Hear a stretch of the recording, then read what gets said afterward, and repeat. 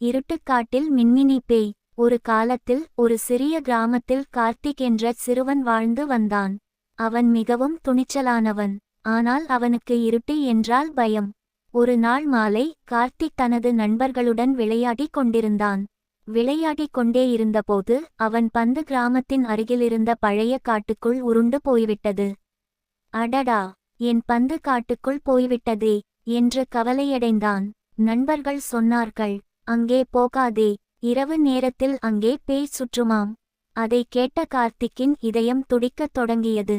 ஆனாலும் தனது பந்தை எடுக்க அவன் மெதுவாக காட்டுக்குள் சென்றான். காட்டுக்குள் மிகவும் அமைதியாக இருந்தது. காற்று வீசும் சத்தமும் இலைகள் அசையும் சத்தமும் மட்டும் கேட்டது. திடீரென்று தொலைவில் ஒரு வெள்ளை ஒளி மின்னியது. ஐயோ, பேய் என்று கார்த்திக் நடுங்கினான். அந்த ஒளி மெதுவாக அவன் பக்கம் வர ஆரம்பித்தது. கார்த்திக் கண்களை மூடிக்கொண்டு, என்னை ஒன்றும் செய்யாதே என்று கத்தினான். ஆனால் அந்த ஒளி அருகில் வந்தபோது ஒரு மென்மையான குரல் கேட்டது. ஏன் பயப்படுகிறாய்? கார்த்திக் மெதுவாக கண்களை திறந்தான். அவன் முன் இருந்தது ஒரு பயங்கர பேய் இல்லை. நூற்றுக்கணக்கான மின்மினி பூச்சிகள் ஒன்றாக பறந்து கொண்டிருந்தன. அவற்றின் ஒளிதான் தொலைவில் பேயைப் போல தெரிந்தது.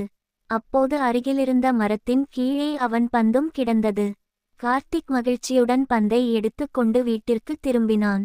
கதை நீதி: உண்மையை அறியாமல் பயப்படாதே. தைரியமாக எதிர்கொண்டால் பயம் மறைந்துவிடும்.